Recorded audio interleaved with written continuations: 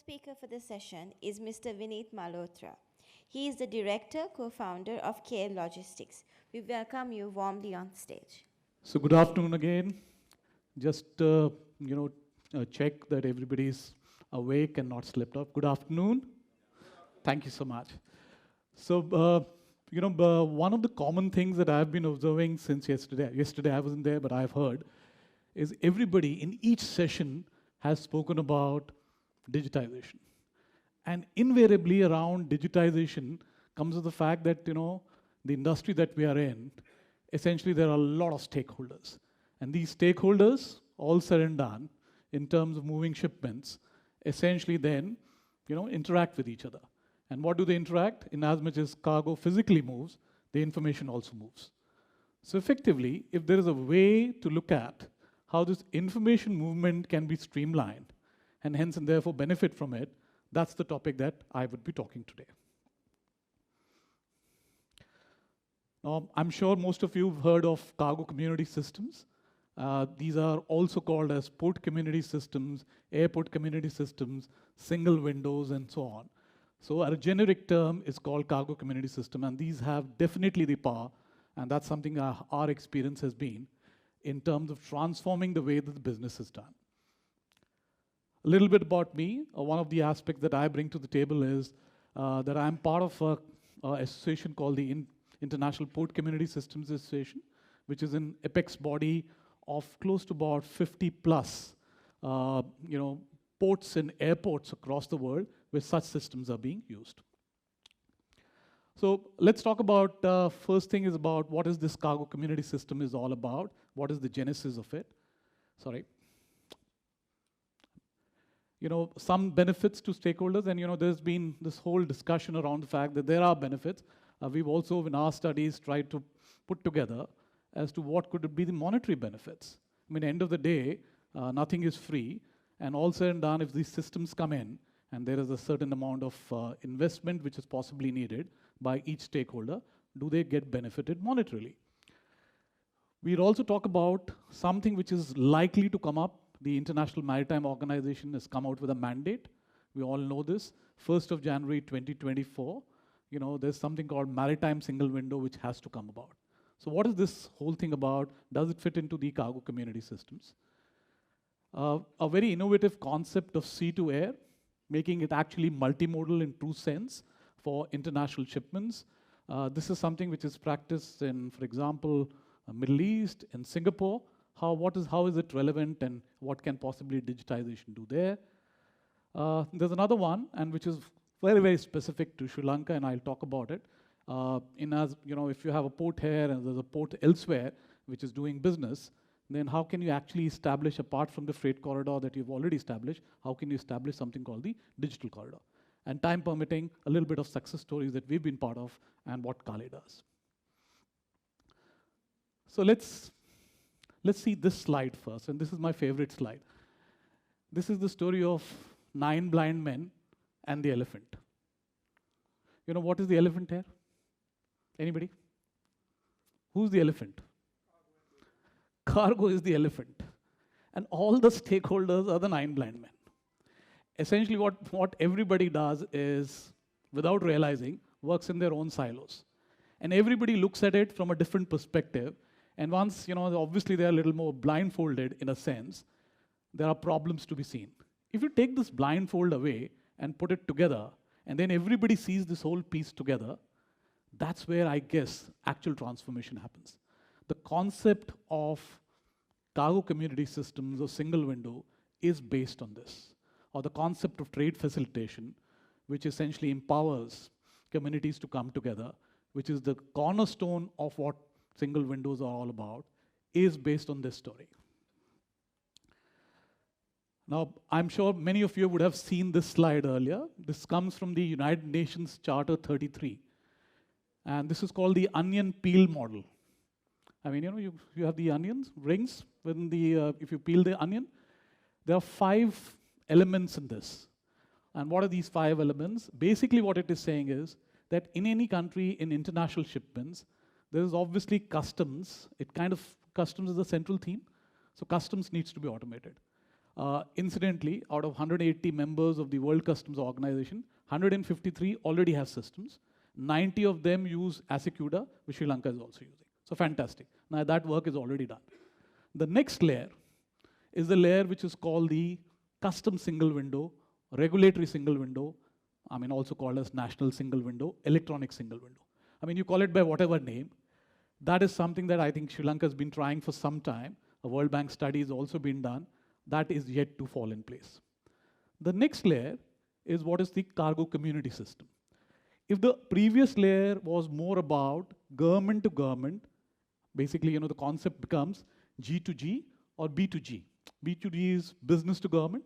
So the layer of regulatory single window is all about certificates, licenses, and permits to be given to the trader, by the regulatory authorities.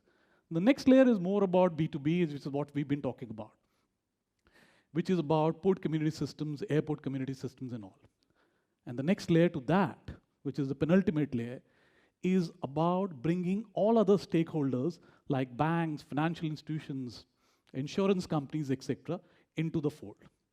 And the last bit, and which is also critical typically for Sri Lanka, is if your business is about transshipments, and obviously there are ships coming in, vessels coming in from different ports, then how do you essentially establish a corridor of sorts between those ports and your port? So I think these are the 5 layers that they talk about. And the good part is, it's not about the fact that these have to go serially. You could start with any one of them and then move on and actually do the next one. So given this, I also happened to look at the last study done by World Bank on ease of doing business in Sri Lanka. And this, obviously, as you all know, that's been discontinued now by World Bank. But the last study which was done, it had 9 parameters, out of which one parameter which is important here is trading across borders. And you can see here, the items marked in red essentially means you're not doing as good as what possibly your peers are doing, and some of it you are reasonably okay. So obviously, what you could possibly improve upon is overall dwell time, overall, the speed of action of what happens around international shipments, the overall cost of doing business, the number of documents, and so on. And the overall time which is taken, which is obviously in the high 40s. And the overall rank, as you can see, is 96 out of the 130 odd countries which are there. So obviously you're on the higher side. And if you were to just look at, for example, in India, this used to be about 4-5 years back. The rank was 100 plus. Now this is in the 50s. So several parameters, several initiatives, including the concept of these connected communities as it has come about, it has, in all likelihood, can bring this rank down. And overall, from a national trade facilitation platform perspective, you could look at several initiatives which could come in. One on the port side, the other on the airport side. If they're running free zones, then yes. If you're obviously running customs and the regulatory authorities, there are single windows. All of them over a period of time would merge. And not necessarily that one system possibly will encompass everything. We all know this. There are several stakeholders. On last count, in the air cargo, there are 30 plus stakeholders. On the maritime side, there are more than 40. And not necessarily all of them will get involved in all shipments, but then the fact is these people or the variants for them would obviously be involved. This is just an example of the fact that there is landside community and the port, and the maritime community. Why this is important in this context is many times the concept of a port community system is seen from the port's angle. That's not necessarily true. There's the landside community, which is essentially the port users, are an equally important part. Now, this is a slide to scare you. Why to scare you is because in this normal process, this is just a simple process drawn of what happens between export and import, and you can see 60 plus different lines which are going around, 60 plus processes there.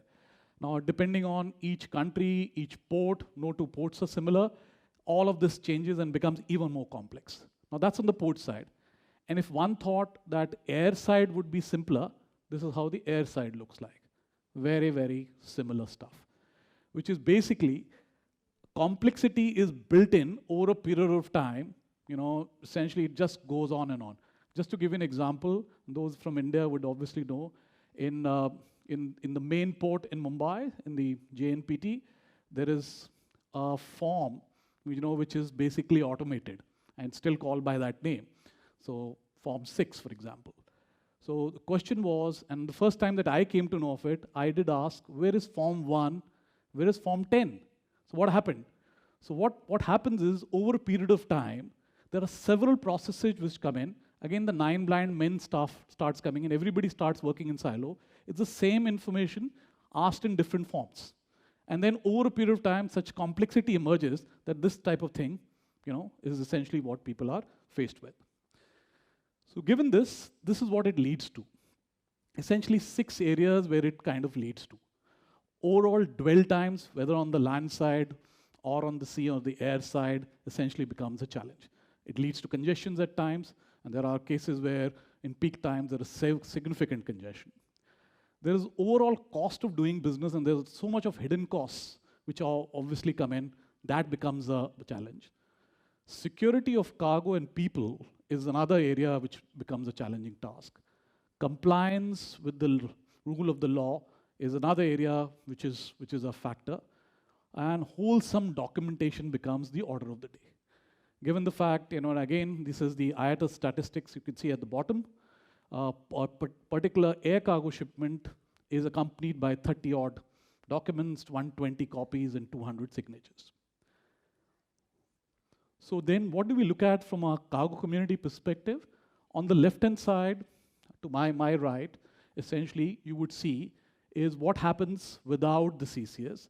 And then as you move on and you bring in an electronic single highway sorts of thing, which connects all stakeholders, that's what the cargo community system is all about. I just give you an example of how the process is. This is again the fact that there's nothing really to be explained. You can see several places where there's manual intervention, there's paper being exchanged. This gets transformed like this, which is all the paper essentially starts going out. It is computer to computer or system to system interaction starts happening, and essentially becomes much more simpler. And obviously there are a lot of things which are happening at the background. World Trade Organization is working, World Customs Organization, IMO, IATA, etc. All of these in the last 4 or 5 years have spoken about. In fact, now World Bank has a specific fund towards looking at how port community systems and airport community systems could possibly be funded. So, if you look at the cargo community system, a simple definition which is provided by International Port Community Systems Administration is, there are several stakeholders who need to engage with each other in the journey of the shipment. So obviously some of the stakeholders and what they exchange is listed here. But important point is, this is not about a port or an airport telling the other stakeholders, how do you engage with me? It's about stakeholders engaging with themselves and also with the port or the airport. So that's what the concept is. And clearly this is an open and electronic platform. It's a neutral platform. It is not owned by anybody. So essentially our experience worldwide has been that if the governance model is such that it's essentially all stakeholders are part of it, then essentially it's not owned by anyone. And then no single entity then sways it in a particular direction for its own benefit. And this is how essentially the port community system would look like. You have, just to give you a perspective here. And several ports can be connected. It's not just one port. Several ports and airports can be connected to one port community system. The data which is then generated can be harnessed. We've spoken about technologies here. The typical port community system uses AI. It uses blockchain because so much of documents are being flowed. It uses, in fact, we use in our platform, we use this combination of OCR and machine learning towards extracting data from physical documents or PDF-related documents into the platform. It also uses big data because so much of data essentially is being captured and provides information to everybody. And we'll list it down several benefits across several aspects. For example, around time, cost, efficiency, growth, compliance, etc. for all stakeholders, that's a possibility with the port community system. We've done this study to look at the fact that what is the monetary level savings of which is available once one implements a cargo community system. Now, so we've broken it down into a low-cost geography and the high-cost geography, and you could see here that the low-cost geography anywhere between $30 and $50, and the high-cost geography is even higher. So that's the hidden cost which people don't realize, and there's the cost saving which is coming from the systems. We spoke about the fact that there is a IMO mandate which is coming up, which is effective this. What is talking off essentially any vessel which is berthing onto a particular port, all the information which needs to go through a common platform. The maritime single window is essentially, will obviously drive efficiencies, much more better off in terms of the wait times, and it is all part of the port community system. So you can see this here.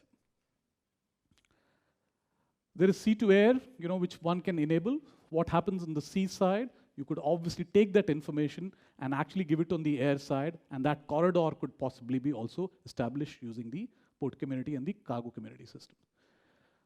There is a concept of a digital corridor, which is basically connecting two ports. And we will be happy to provide, if it's required, with the authorities to work, because our port community system works at Tuticorin port, which feeds 90% of its feed into Colombo. So how do you essentially, and somebody did refer to the fact that it takes 4 or 5 days for a BL to essentially reach, using blockchain, using the digital community which is built on blockchain, you could possibly do so. This is what happened at one example at the Mumbai International Airport. Among the top 20, you can see several pre and post elements of how it has benefited the trade at large. Similarly, at Tuticorin port, all of these are over the last 5-6 years. There is so much of data which has been collected.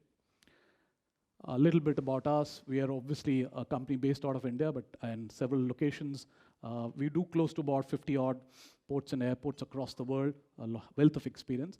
And we provide all those elements of UN charter that you saw. The 5 rings is all available from our side. So thank you so much for your patient listening.